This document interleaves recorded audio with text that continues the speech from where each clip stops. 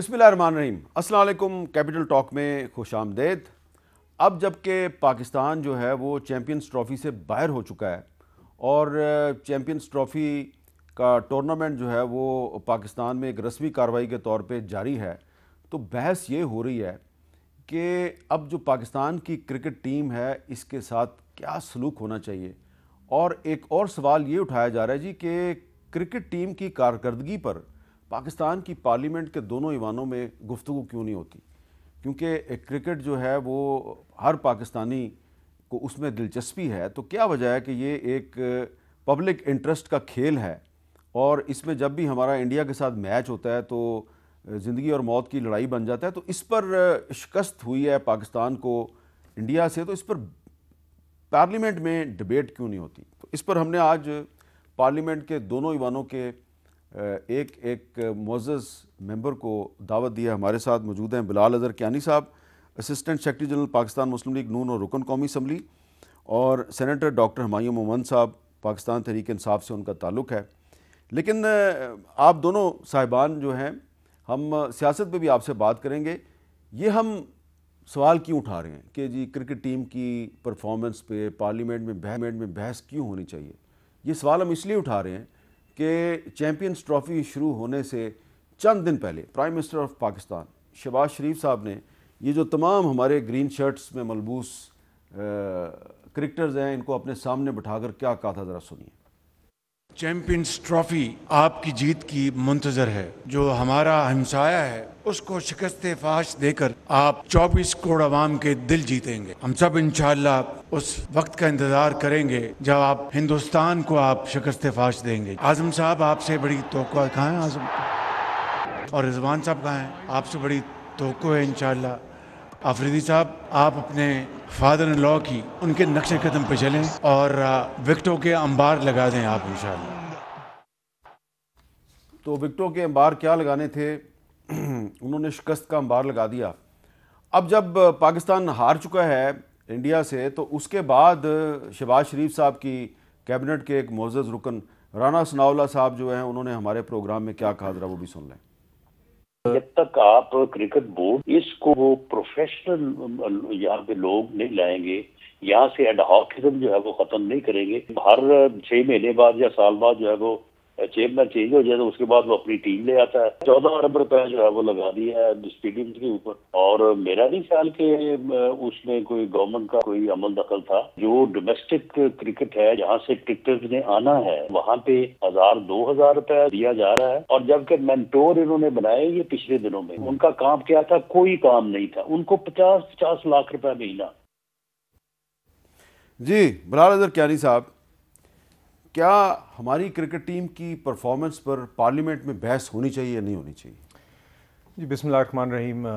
मीर साहब बहुत शुक्रिया जितने शोभा दावत देने का। देखिए हर कौमी नौयत के इशू के बहस होनी चाहिए एंड आई थिंक आप जानते हैं, मुझसे बेहतर जानते हैं जी, आप काफ़ी अरसे से पार्लियामेंट्री प्रोसीडिंग्स को देख रहे हैं कि पार्लियामेंट का फ्लोर पे भी एक तो डिस्कशंस होती हैं और स्टैंडिंग कमेटीज़ में भी होती हैं। तो इसकी मुतल्लिका एक स्टैंडिंग कमेटी है इंटर प्रोविंशियल कोऑर्डिनेशन की, उसके अंदर मुझे यकीन है कि पीसीबी और अब परफॉर्मेंस आती पीसीबी होगी। पहले पीसीबी उस मिनिस्ट्री के अंडर था, उसको ताल्लुक था, लेकिन 2023 में जब मोहसिन नकवी साहब पीसीबी के चेयरमैन बने और अनवारुल्लाह काकड़ साहब केयर टेकर प्राइम मिनिस्टर थे तो उन्होंने पीसीबी को इस मिनिस्ट्री से निकाल दिया। अच्छा चलें जी, वो जो भी रेलिवेंट उसकी डिवीजन बनती है आई एम श्योर कि स्टैंडिंग कमेटी में भी और पार्लियामेंट में डिस्कस होगा। अभी तो असेंबली इन सेशन नहीं है, मगर बिल्कुल होनी चाहिए जी। बिल्कुल आपसे मैं इत्तफाक करता हूँ कि कोई भी ऐसा इशू नहीं है कौमी नौयत का, और ये बिल्कुल कौमी नौयत का इशू है। हमारी कौमी टीम की जो परफॉर्मेंस है उससे पूरी आवाम की उम्मीदें जुड़ी होती हैं। एक पब्लिक इंपॉर्टेंस आप कहें तो ये यकीनन एक पब्लिक इशू है और हम चाहते हैं जितनी रिसोर्सेज जिसमें जाती हैं, जितनी इमोशनल अटैचमेंट,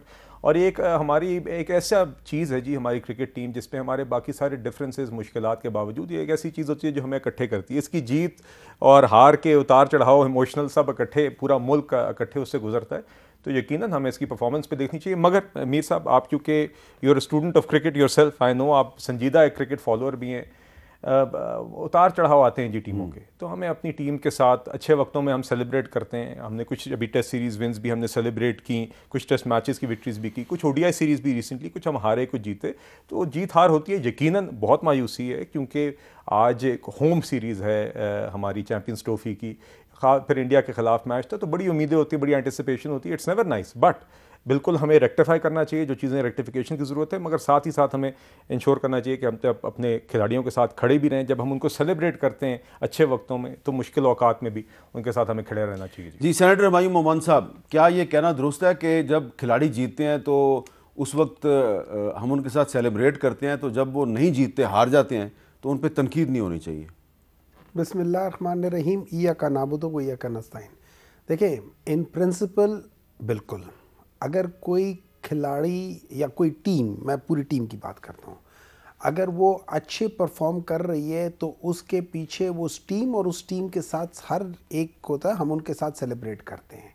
अगर वो हार जाते हैं, और ये पहली बार ऐसा नहीं हुआ, बहुत दफ़ा ऐसा हुआ है कि जब पाकिस्तान की टीम जो है वो हारी है, पिछले जब हमारे दौर में फाइनल में हारी थी, they put a very good fight. वहाँ पे दो सेमीफाइनल्स खेली थी, उसमें भी उन्होंने बड़ी अच्छी हारे। हम सब ये कहते थे कि अच्छा हारे हैं, कोई मसला नहीं है, but at least there was a fight.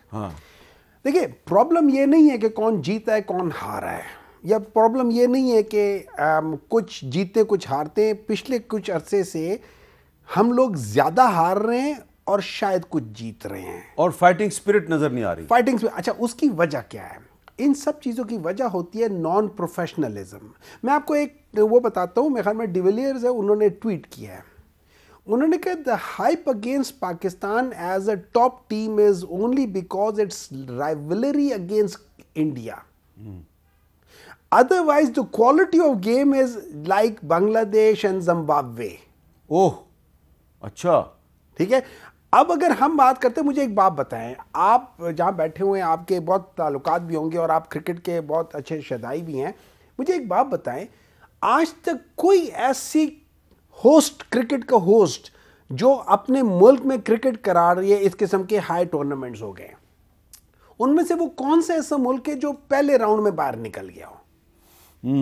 ठीक है, ये देखिए, ये चीजें हारना अपनी जगह है, लेकिन एनिहिलिएट हो जाना बिल्कुल इस तरीके से होना कि आप कोई फाइट ही नहीं कर पा रहे, इससे सिर्फ एक चीज पता चलती है कि आपको प्रॉपर तरीके से तैयारी आप लोगों ने की नहीं है। आप तैयारी ग्राउंड्स की कर रहे थे, आप तैयारी जो खेलने की तैयारी वो नहीं कर रहे थे। और उसकी बेसिक वजह है, जब आप एक ऐसे बंदे को जिसको क्रिकेट के बारे में कुछ नहीं पता, उसको आप वहां लगा देंगे जस्ट बिकॉज कि वो he is part of the system. हाँ, अब तो ब्यूरोक्रेट्स जो हैं वो चला रहे हैं क्रिकेट बोर्ड को, और इसीलिए राना सनाउल्लाह साहब और कुछ और लोग ये कह रहे हैं जी कि जो क्रिकेट बोर्ड है उसमें प्रोफेशनल लोगों को लाना चाहिए। ये क्यों बात की जा रही है? अगर आप क्रिकेट जो साबका चेयरमैन हैं, सिर्फ उनके नामों की लिस्ट अगर देखें तो बहुत ही आपको दिलचस्प स्टैटिस्टिक्स जो हैं उनका पता चलेगा। देखें, पिछले 5 साल के दौरान क्रिकेट बोर्ड के 5 सरबराह तब्दील हो चुके हैं। 5 साल में 5 सरबराह तब्दील हो चुके हैं। देखें, अगस्त 2017 से 2018 तक नजम सेठी साहब थे क्रिकेट बोर्ड के चेयरमैन, 2018 से 2021 तक एहसान मानी साहब थे, सितंबर 2021 से 2022 तक रमीज़ राजा साहब थे, फिर दिसंबर 2022 से जून 2023 तक नजम सेठी साहब थे, फिर जुलाई 2023 से जनवरी 2024 तक ज़का अशरफ साहब थे, और उसके बाद फरवरी 2024 से आज तक मोहसिन नकवी साहब जो हैं वो क्रिकेट बोर्ड के चेयरमैन हैं। यानी कि पिछले 5 साल के दौरान 5 चेयरमैन तब्दील हुए। और अगर हम पिछले 10-15 साल की जो सूरत हाल है इसको सामने रखें तो पता चलता है कि ज़का अशरफ साहब जो हैं ये 3 दफ़ा पिछले 15 साल में 3 दफ़ा चेयरमैन बने हैं क्रिकेट बोर्ड के, और नजम सेठी साहब जो हैं ये 4 दफ़ा क्रिकेट बोर्ड के चेयरमैन बने हैं। और इसके अलावा ये जो क्रिकेट बोर्ड है इसमें इतना ज़्यादा हमारे जजेस का, जर्नैलों का और जर्नलिस्टों का इतना इंटरेस्ट है कि बहुत सी जर्नैल साहिबान जो हैं वो भी इसके सरबराह रहे हैं। General major general Sikandar Mirza साहब जो हैं वो भी इसके सरबराह रहे हैं 1955 से 1958 तक। जनरल अयूब खान साहब 1958 से 1960 तक क्रिकेट बोर्ड के सरबराह रहे। एक चीफ जस्टिस होते थे AR कॉर्नेलियस 1960 से 1963 तक, ये भी क्रिकेट बोर्ड के सरबराह रहे। फिर लेफ्टिनेंट जनरल ख्वाजा मोहम्मद अजहर खान साहब 1978 से 1980 तक ये चेयरमैन थे। एयर मार्शल नूर खान साहब ये 1980 से 1984 तक चेयरमैन थे। 1984 से 1988 तक जनरल गुलाम सफदर भट्ट साहब थे। फिर 88 से 92 तक जनरल जायद अली अकबर साहब थे। और फिर एक और चीफ जस्टिस साहब थे नसीम हसन शाह साहब। 1992 से 1994 तक ये थे क्रिकेट बोर्ड के सरबराह, और 99 से 2003 तक जनरल तौकीर ज़िया साहब ये क्रिकेट बोर्ड के सरबराह थे। यानी कि कौन से वैसे सवाल पूछ रहा हूँ, सॉरी इंटरप्शन मैं कर रहा हूँ आज। मुझे एक बात बताएं, दो चीज़ सवाल पूछता हूँ। कई प्राइम मिनिस्टर साहब ने जैसे इंडिया को इकोनॉमी में पीछे छोड़ दूंगा तो मेरा नाम शहबाज शरीफ नहीं होगा, ये तो नहीं कहा था कि क्रिकेट में उनको हरा दिया, ना हराए तो मेरा नाम। नंबर 2, इनमें से जितने आप बता रहे किस दौर में प्रोफेशनल क्रिकेटर्स उनके चेयरमैन थे? हाँ, ये आपने एक अच्छा सवाल किया है, और ये मैं सवाल अब बिलाल कियानी साहब से करता हूँ। बिलाल कियानी साहब, ये अगर मैं देखें हम सारे, तो ना तो नजम सेठी साहब का कोई ताल्लुक़ है क्रिकेट से, ना एहसान मानी साहब का, ना ज़का अशरफ साहब का, ना मोहसिन नकवी साहब का। रमीज़ राजा साहब जो हैं इनका क्रिकेट से ताल्लुक़ था, और ये उस वक्त चेयरमैन थे क्रिकेट बोर्ड के जब इमरान खान साहब प्राइम मिनिस्टर थे। तो क्या आप समझते हैं कि ये जो पॉलिटिकल अपॉइंटमेंट्स हैं पीसीबी में, ये नहीं होनी चाहिए? देखिए मीर साहब, ये दुनिया में जब आप मुख्तलिफ जगह देखें, फुटबॉल क्लब्स हैं, दीगर स्पोर्ट्स में, मैं भी जी थोड़ा बहुत स्पोर्ट्स का स्टूडेंट रहा हूँ, ज़रूरी नहीं होता कि आपको एक एक्स प्रोफेशनल प्लेयर ही उस स्पोर्ट का चाहिए होता है जो कि उस बोर्ड को हेड कर रहा हो। देखिए टीम की मैनेजमेंट कुछ और होती है, coaching is something else, board के सतह पे चेयरमैनी कुछ और होती है, उसके अंदर दीगर और गवर्नेंस के मामलात भी आते हैं, और ये मुख्तलिफ मॉडल्स एग्जिस्ट करते हैं दुनिया में। A former player doesn't always make a good coach, and a former player doesn't always make a good chairman of the board. तो इसलिए ये ऐसी बात नहीं है। बात ये जी कि बिल्कुल परफॉर्मेंस होनी चाहिए। अब लेट्स बी फेयर, नवंबर और दिसंबर के अंदर हम 3 ODI सीरीज़ जीते हैं। हम ऑस्ट्रेलिया के खिलाफ ऑस्ट्रेलिया में जीते हैं, हम जिम्बाब्वे के खिलाफ जिम्बाब्वे में जीते हैं, हम और साउथ अफ्रीका के खिलाफ साउथ अफ्रीका में जीते हैं। तो हमारी टीम ने तब परफॉर्म भी किया। आज जो हालात हैं, जिस तरह की अभी ट्राई नेशन सीरीज़ में हम हारे हैं या अभी चैंपियंस ट्रॉफी में आ रहे हैं, बिल्कुल ये अफसोसनाक भी है, मायूसकुन भी बात है, और यकीनन उसके अंदर टेकिंग स्टॉक होकर जो भी जिम्मेदारी फिक्स करनी है या बेहतरी लाने की ज़रूरत है, वो काम होना चाहिए।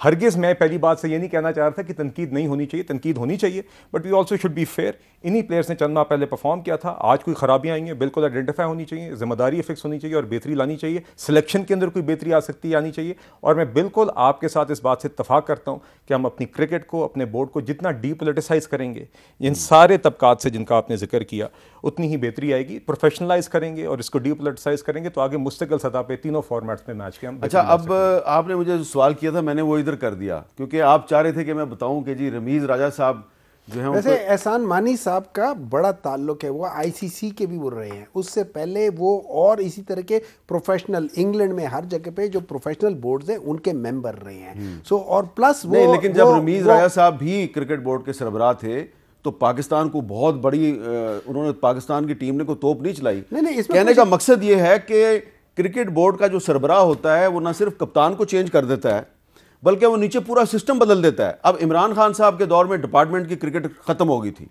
ठीक है, वो गए तो डिपार्टमेंट की क्रिकेट बहाल हो गई, लेकिन डिपार्टमेंट की क्रिकेट अगर बहाल हो गई है तो भी उसका फायदा नहीं हो रहा।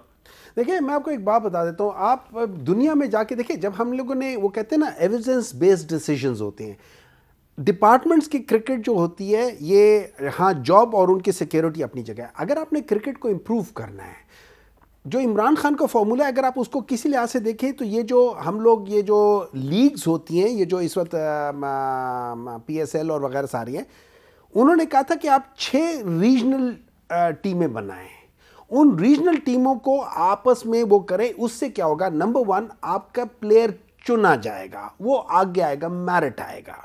तो PSL is one of the good thing that happened to Pakistan cricket. And credit goes to Najam Sethi. बिल्कुल नजम से, देखिए जो क्रेडिट है वो दिया जाना चाहिए, अगर उसमें आप नहीं दोगे तो गलत होगा, तो वहां पे क्रेडिट जरूर देना चाहिए। यही वो चीज है जो इमरान खान हमेशा से कहता था कि आप लोकल लेवल पे टीम बनाओ। उसका सबसे बड़ा फायदा क्या है, हम लोग फॉर एग्जांपल अगर मैं इस्लामाबाद को, मैं इस्लामाबाद के आहिस्ता आहिस्ता उसको ओन करना शुरू कर देता हूं, मैं किसी एक क्लब को ओन करना शुरू कर देता हूं, चाहे वो किसी प्लेयर की वजह से हो, चाहे वो कितने पाकिस्तान में कितने लोग हैं जो इस वक्त यूके की जो फुटबॉल लीग को फॉलो कर रहे हैं वो एक क्लब के साथ है, चाहे वो क्लब नीचे क्यों नहीं जा रहा। फॉर एग्जाम्पल वहां पे अगर मैनचेस्टर यूनाइटेड आजकल बहुत बुरे तरीके से जा रहा है, मैं उसका फैन नहीं हूं, लेकिन मेरा बेटा है, वो जब नीचे, वो कहते हैं मैं जिस जमाने में ये बहुत हाइट पे था मैं इनके साथ था, तो आज जब वो नीचे है मैं तब भी उनके साथ हूं।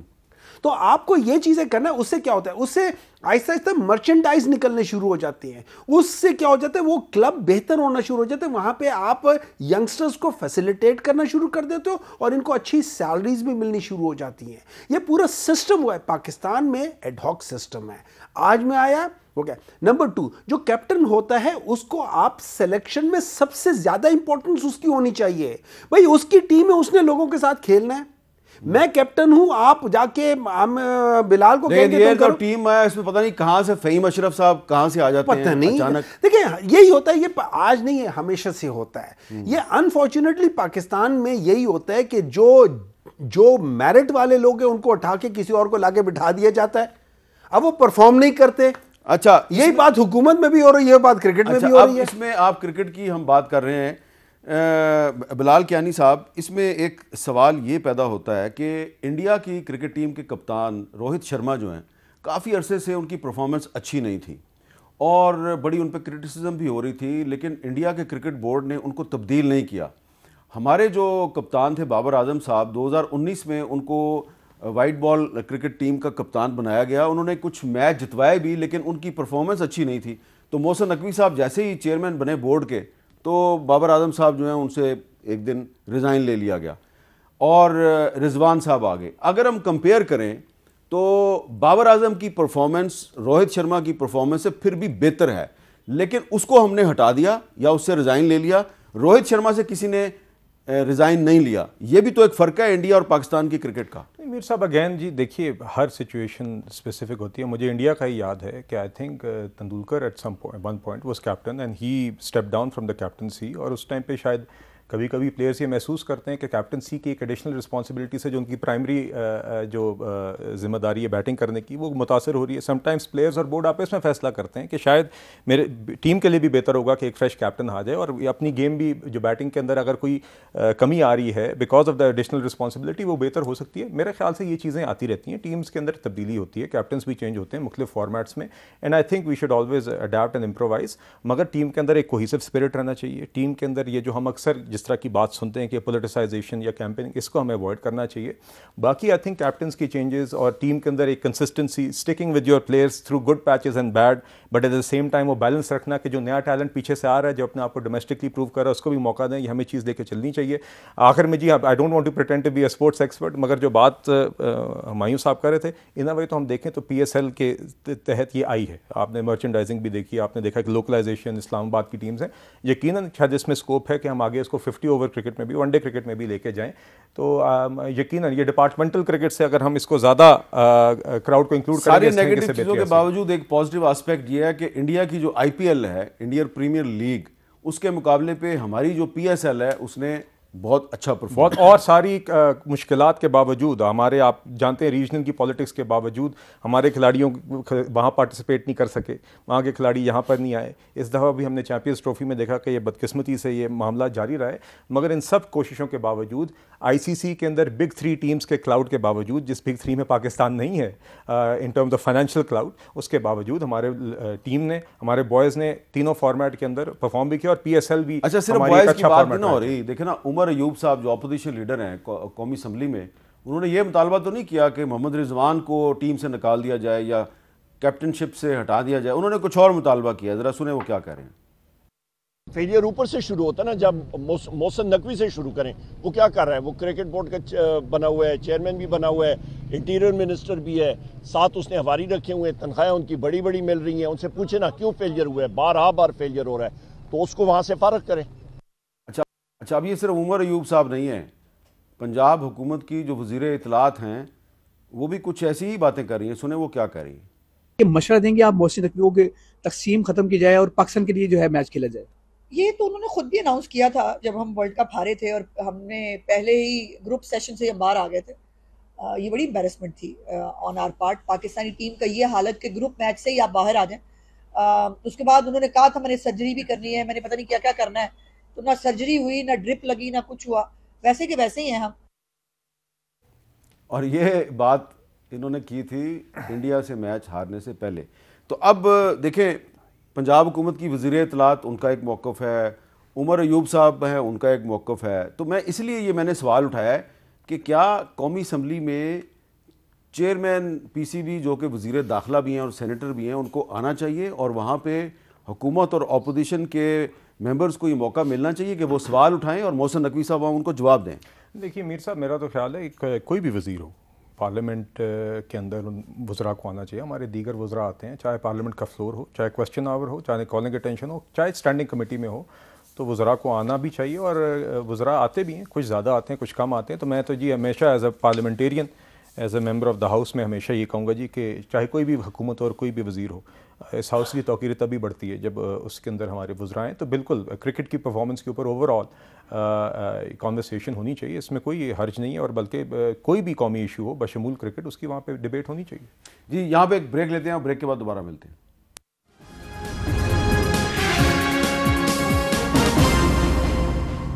कैपिटल टॉक में दोबारा खुशामदीद। सेनेटर हुमायूं मोहम्मद साहब, आपका क्या ख्याल है, पार्लियामेंट में अगर क्रिकेट पे बहस होगी तो क्रिकेट को फ़ायदा होगा या क्रिकेट पोलिटिसाइज हो जाएगी? क्रिकेट ऑलरेडी पोलिटिसाइज है। लेकिन देखिए, मैं एक बात बता देता हूँ, जब हम एक पार्लियामेंटेरियन को उसका हेड बनाएंगे तो इसका मतलब है उसकी रिस्पॉन्सिबिलिटी आ गई है। अब उस रिस्पॉन्सिबिलिटी के वो जवाब दें। अभी जो आप बता रहे थे, जो पंजाब के रेफरेंस से वो लोग बात कर रहे हैं, वो बेसिकली ये कहना चाह रहे हैं कि ना सर्जरी हुई ना ड्रिप लगी। वो कहना चाह रहे हैं कि ये अताई डॉक्टर था, मतलब क्वैक था। हमने क्वैक को लगा दिया है उस जगह पे जहां पे एक डॉक्टर को होना चाहिए। उस्मा बुखारी ने कहा है, उस्मा बुखारी साहिबा ने कहा है कि ये क्वैक है। वो ये कहना नहीं चाहती थी, उनका मतलब ये था कि हमने क्वैक को लगा दिया। अब वजह क्या है? ये why Rana Sanaullah, why Uzma Bukhari, why ये इनको डिफेंड क्यों नहीं कर रहे? वोट तो इन्होंने इनको दिए ना सेनेटर बनाने के लिए, मैंने तो नहीं दिए। और उसको बनाया भी इन्हीं की गवर्नमेंट के वही हैं। इनके हालत देखें कि ये इनके वजीर हैं, हमारे नहीं है, इनके वजीर हैं। ये पार्लियामेंट में इनकी, आप पिल्डैट की रिपोर्ट देख लें, इनकी सबसे कम अटेंडेंस है पार्लियामेंट में। अच्छा, इन्होंने टोटल 12 घंटे इन्होंने तकरीर नहीं की। नहीं, 12 घंटे नहीं, 12 तो उसमें तो बहुत ज्यादा आप कह रहे हैं। आप सारे वजीरों की बात कर रहे हैं? नहीं, इनकी सबसे कम है। देखें, ये पिल्डैट की रिपोर्ट है, इसके मुताबिक तो आजम नज़ीर तारड़ साहब ने बहुत गुफ्तगू की है, लेकिन सबसे ज्यादा की है। अच्छा, काबीना में ये कह रही है जी, काबीना में कुल 18 वज़रा हैं और 2 वज़रा मुमलकत हैं, जिनमें सिर्फ एक खातून वज़ीर मुमलकत हैं और कोई नॉन मुस्लिम जो है वो कैबिनेट में शामिल नहीं है। और इसके मुताबिक आहद चीमा कौमी असम्बली और सेनेट के 157 इजलासों में से सिर्फ 9 में हाजिर रहे और ईवान में सिर्फ 1 मिनट गुफ्तगू की। मोहसिन नकवी हाजिरी के लिहाज से 16 और बोलने के लिहाज से 18वें नंबर पे रहे। 12 मिनट पार्लियामेंट में गुफ्तगू की। 157 इजलासों में से सिर्फ 10 में शिरकत की। 12 घंटे नहीं, 12 minute. Sorry, I correct my self, stand corrected. लेकिन देखिए वजह क्या है? वजह यह है कि ये वो लोग हैं जो एक्चुअली पाकिस्तान मुस्लिम लीग नून के हैं ही नहीं, ये नहीं है। जब आप इस तरह के लोगों को करोगे, उसकी बजाय ऐसे इनके लोग हैं जो जिनको इनको बनाना चाहिए था, they would not listen to them, ये इनकी बात नहीं मानेंगे। हमारा मसला यह है, पाकिस्तान का मसला यह है कि जैसे क्रिकेट में आके वो करते हैं उसी तरीके से ये सारा सिस्टम भी इसी तरीके से चल रहा है। हमारे इस सिस्टम में मेरिट नहीं है। हमारे इस सिस्टम में हम लोग क्या कर रहे हैं, हम एक किस्म का वो जो सिम्टोमेटिक ट्रीटमेंट होता है ना, हम वो कर रहे हैं। हम जो मर्ज की सही तशखीस जो होती है ना, वो नहीं कर पा रहे, और फिर उसकी वजह से जो उसकी सही ट्रीटमेंट होती है वो दे नहीं पा रहे। ये चीज हो रही है जो पाकिस्तान में इस वक्त क्वैकरी हो रही है हर लेवल पे, नीचे से ऊपर तक, चाहे वो पॉलिटिकल हो, चाहे वो प्रोविंशियल हो, हर जगह पे देख ले, फेडरल, हर जगह पे यही हो रहा है। और यही वो वजह है, बेसिक वजह है। हमने इसके साथ क्या किया है, हमने अभी अपना जो एक इंडिपेंडेंस, जुडिशरी में शायद इंडिपेंडेंस कुछ चीज थी, हमने उसको हटा के एक काम नहीं किया कि एग्जीक्यूटिव ने खुद जाके जुडिशरी में नहीं बैठे, उन्होंने अपने ही सारे बंदे बैठा दिए। हमने जिस तरीके से इस मुल्क को तबाह करना शुरू किया है, ये अभी शुरुआत है। अभी ये जरासीम अंदर घुसे हैं जिस्म के। अभी जब इनकी वजह से जब जो बुखार आना शुरू होगा वो तो बाद की बात है।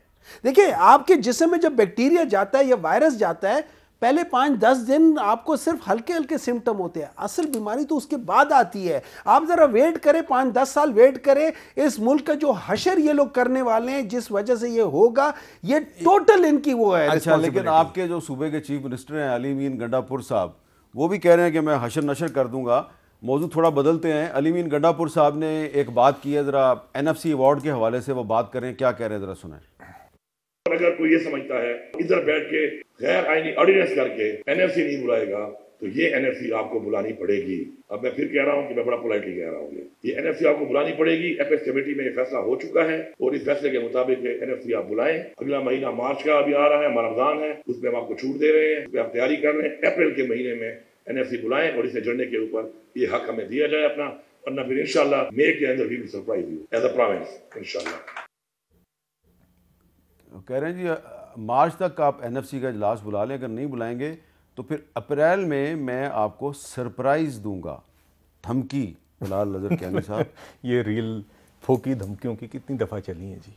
फिर हमले भी हुए खैबर पख्तूनख्वा की पुलिस को इस्तेमाल करके।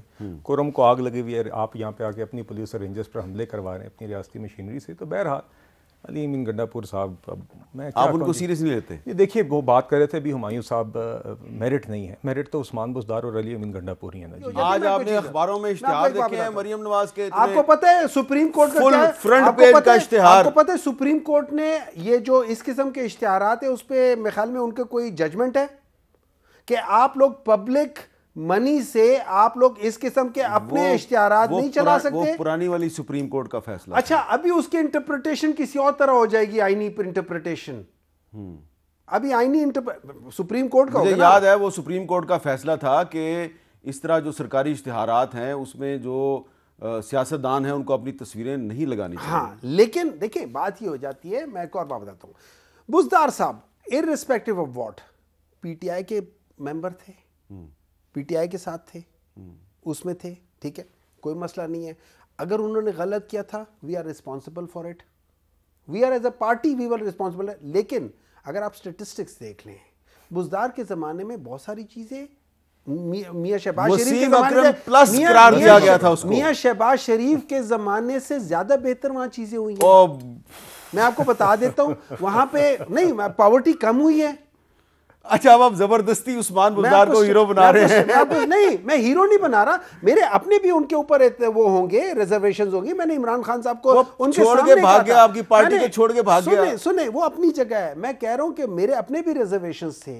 लेकिन ओवरऑल ये याद रखें, ओवरऑल अगर हमें उस एरा को देख लूं और उसकी स्टेटिस्टिक्स निकाल लूं, at the end of the day चीज स्टेटिस्टिक्स हैं।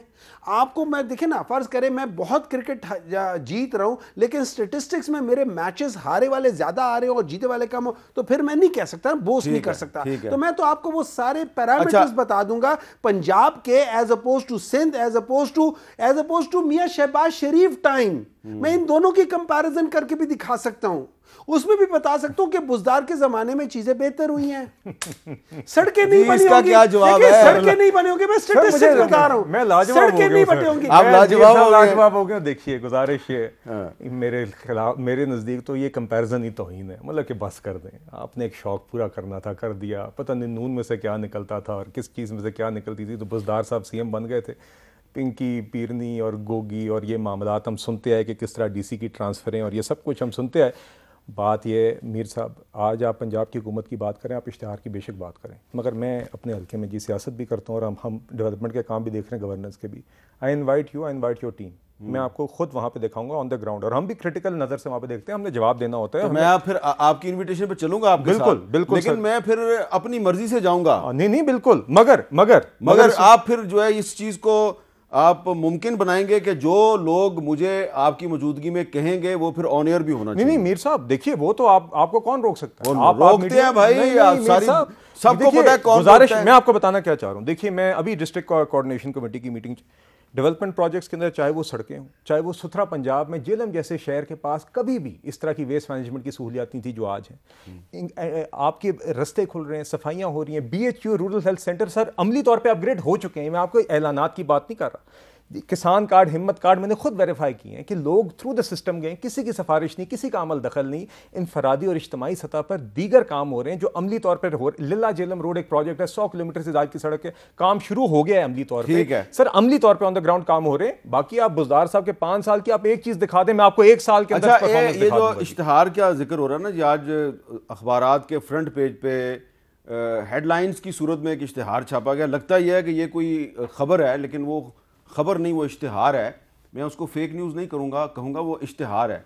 उसमें बहुत सी खबरें जो हैं, उसमें मरीम नवाज साहबा का क्रेडिट जो है उनको दिया, इन्होंने ये किया, ये किया, ये किया। सारी खबरें एक जो मरीम नवाज साहबा ने हद के इज़्ज़त का कानून जो है पास किया पिछले साल, और उस पर जो सहाफ़ती तंजीमें हैं उन्होंने एहतजाज किया, तो वो जो एक परफॉर्मेंस थी फटाफट वो पास करवाएगा, उसका जिक्र नहीं है। इसका मतलब यह है कि उनको भी अब एहसास है कि ये उनका कोई कारनामा नहीं था। एक वक्फे के बाद दोबारा मिलते हैं।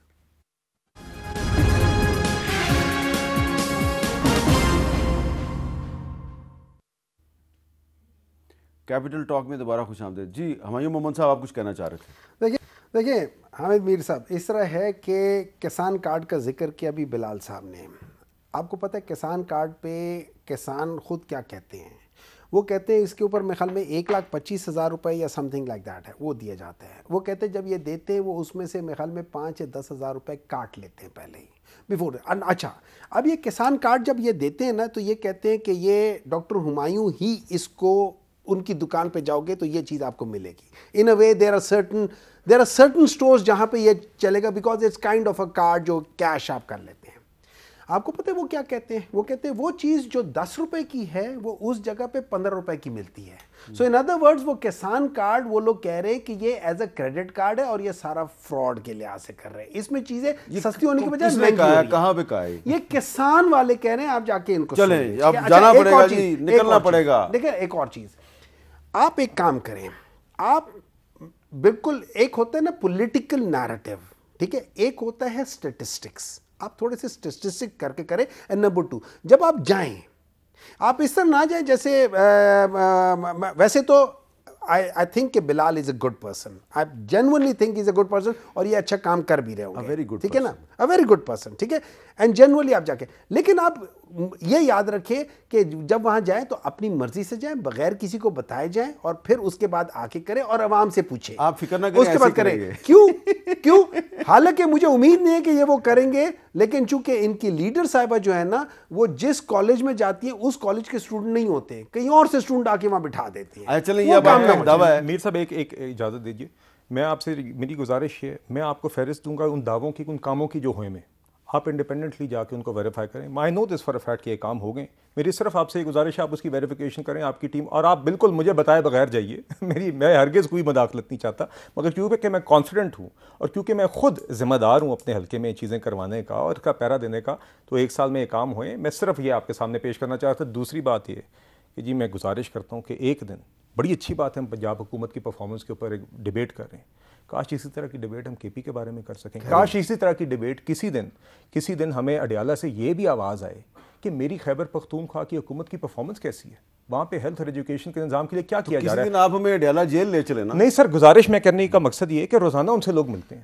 ये तो बयान कभी भी खान साहब का बाहर नहीं आता। बाकी अपनी रिहाई के हवाले से हर किस्म का सियासी नारा लगता है, अपनी हुकूमत की परफॉर्मेंस के बारे में कभी इकॉनमी से भी काफ़ी आपका ताल्लुक है, दिलचस्पी है। एक सवाल पैदा हुआ है कि ये गवर्नमेंट जो है ये ऑयल प्राइसेस को डीरेगुलेट कर रही है, और वो भी रमज़ान से पहले, तो इससे ये जो ऑयल प्राइसेस डीरेगुलेट होने से नुकसान नहीं हो जाएगा? नहीं मीर साहब, देखिए दुनिया में अभी पाकिस्तान के अंदर दीगर और अशिया की, अभी फ्रैंकली जी सच्ची बात है, मैं इस पोजीशन में नहीं हूँ हतमी तौर पे कि आपको बता सकूँ कि डीरेगुलेशन का कोई फ़ैसला हुआ है कि नहीं, मगर ये डिबेट हुकूमती सर्कल्स में या अदरवाइज़ काफ़ी देर से चल रही है और इसके मेरिट्स भी हैं। अब आप देखिए हमारी जो बुनियादी खुर्दोनोश की अशिया हैं वो भी डीरेगुलेटेड ही है ना कि हुकूमत उनकी कीमतों का तयन तो नहीं करती। हुकूमत उसकी हुकूमत की जिम्मेदारी क्या है कि सप्लाई को इंश्योर करे, कीमतें स्टॉक रहे।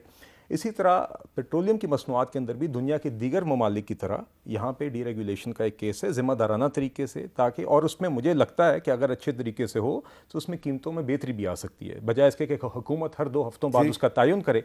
आई थिंक मार्केट को अगर आप अच्छी रेगुलेशन के साथ मार्केट फोर्सेस पे छोड़ दें तो अक्सर उसमें कंज्यूमर और शहरी का ही फायदा। बहुत बहुत शुक्रिया बिलाल अज़हर कियानी साहब और सेनेटर हुमायूं मोहम्मद साहब। और बिलाल कियानी साहब ने दावत दी है जी आप बाहर निकलें, तो हम बाहर ज़रूर निकलेंगे, सिर्फ पंजाब में नहीं निकलेंगे बल्कि खैबर पख्तूनख्वा में भी निकलेंगे, सिंध में भी निकलेंगे और कोशिश करेंगे कि बलूचिस्तान में भी निकलें, लेकिन शायद बलूचिस्तान की तरफ जाना मुश्किल हो या मुश्किल बना दिया जाए। लेकिन बलूचिस्तान अगर पाकिस्तान का हिस्सा है तो हम अगर बलूचिस्तान जाने की कोशिश करें तो किसी को हमें रोकना नहीं चाहिए। इजाज़त दीजिए, अल्लाह हाफ़िज़।